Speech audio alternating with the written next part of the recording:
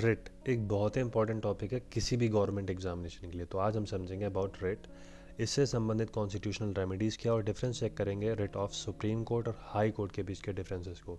Basically writ एक तरह का ऑर्डर होता है जो हायर कोर्ट प्रैक्टिस करती है किसी भी पब्लिक अथॉरिटी या लोअर कोर्ट के ऊपर। रिट बेसिकली सेफगार्ड करता है हमारे राइट्स को, स्पेसिफिकली फंडामेंटल राइट को। एंड 1950 तक सिर्फ कोलकाता, बॉम्बे और मद्रास की हाई कोर्ट ही रिट्स को प्रैक्टिस करती है। रिट से संबंधित पहला आपका आर्टिकल है आर्टिकल 32, जो कि सुप्रीम कोर्ट और पार्लियामेंट दोनों एक्सरसाइज करते हैं। एंड ऑल्सो आर्टिकल 32 एक फंडामेंटल राइट है। हाई कोर्ट इशू करता है रिट अंडर आर्टिकल 226, जो कि एक लीगल राइट है। अब देखते हैं हम कॉन्स्टिट्यूशनल रेमेडी के बारे में। दोस्तों, इंडियन कॉन्स्टिट्यूशन में ऐसे 4 आर्टिकल हैं जो कि हमारे राइट्स को सेफगार्ड करते हैं।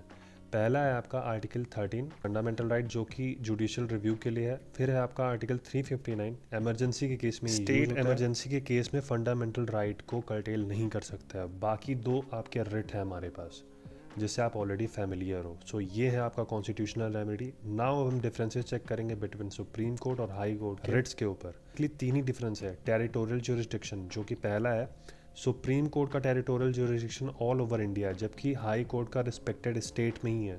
दूसरा है आपका fundamental right versus legal right. जैसा कि आप सबको पता है, सुप्रीम कोर्ट जो है उसकी रिट आर्टिकल 32 के अंतर्गत आती है, जो कि एक फंडामेंटल राइट है, जबकि हाई कोर्ट की रिट जो है वो 226 यानी एक लीगल राइट के अंतर्गत आती है। The last one constitutional remedy. Article 32 एक फंडामेंटल राइट है, जिसकी वजह से सुप्रीम कोर्ट रिफ्यूज नहीं कर सकता टू प्रैक्टिस रिट।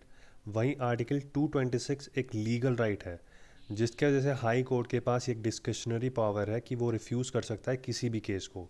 सो ये था डिफरेंस। नाउ अब हम स्टार्ट करेंगे 5 तरह की जो इंपॉर्टेंट रिट्स है हमारे पास। जो पहली रिट है उसे हम बोलते हैं हेबियस कॉर्पस। दूसरी रिट है हमारे पास मैंडेमस। तीसरी रिट है हमारे पास प्रोहिबिशन। चौथे रिट है हमारे पास सर्टियोररी। और पांचवी है हमारी को वारंटो। स्टार्ट करते हैं वन बाय वन। पहला हमारा हेबियस कॉर्पस। ये सारे लैटिन टर्म है। हेबियस कॉर्पस का मतलब है to have body of. Habeas corpus writ एक ऐसा रिट है जो किसी भी इंडिविजुअल को प्रिवेंट करता है legal detention public and private. For example, अगर आपको पुलिस डिटेन कर लेती है, सो आर्टिकल 22 आपको अलाउ करता है कि विद इन 24 आवर आपको मजिस्ट्रेट के सामने प्रस्तुत किया। इन केस अगर ऐसा नहीं होता है तो आपकी फैमिली हेबियस कॉर्पस पिटीशन दायर कर सकती है direct into supreme court. Mandamus का मतलब होता है वी कमांड। ये इशू करता है कोर्ट सिर्फ पब्लिक ऑफिसर्स को, ताकि वो अपनी ऑफिशियल ड्यूटी को परफॉर्म कर सके। मैंडेमस रिट एप्लीकेबल नहीं है president, governor and CGI office के ऊपर। फॉर एग्जाम्पल, अगर आप अपनी एफआईआर दर्ज कराने पुलिस स्टेशन जाते हो और वहाँ पे आपकी एफआईआर दर्ज नहीं करी जाती है, तो उस केस में आप मैंडेमस रिट पिटीशन दायर कर सकते हो। नाउ थर्ड है आपका प्रोहिबिशन। दोस्तों, प्रोहिबिशन का मतलब है फॉरबिडन, यानी किसी भी प्रोसीडिंग को रोकना। प्रोहिबिशन रिट जो है वो एप्लीकेबल है जुडिशियल या फिर क्वाजी जुडिशियल बॉडी के ऊपर। प्रोहिबिशन रिट प्रिवेंटिव है, ना कि क्यूरेटिव। एग्जाम्पल, लोअर कोर्ट की प्रोसीडिंग के दौरान कई बार सुप्रीम कोर्ट या हाई कोर्ट जो है सुओ मोटो करता है, जिसका मतलब उस लोअर कोर्ट की प्रोसीडिंग अब डायरेक्ट ट्रांसफर हो जाती है हायर कोर्ट के अंतर्गत। फोर्थ है हमारा सर्टियोररी, जिसका मतलब है टू बी सर्टिफाइड।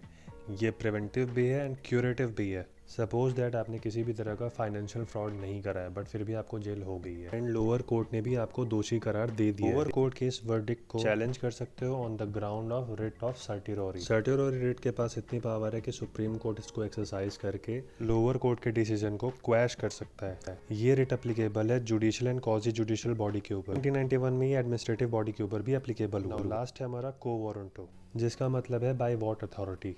ये रिट कोर्ट इशू करता है अगर किसी पर्सन ने इलीगली पब्लिक ऑफिस को ऑक्यूपाई करा है। फॉर एग्जांपल, आपने आरआरबी एनटीपीसी का एग्जाम दिया जिसने आपने स्कोर करा 80%। किसी के 35 मार्क्स आए हैं बट उसका सिलेक्शन हो गया एंड आपका सिलेक्शन नहीं हुआ। So it is a violation of article 16 equality in opportunity. इस केस में आप को वारंटो रिट पिटीशन दायर कर सकते हो।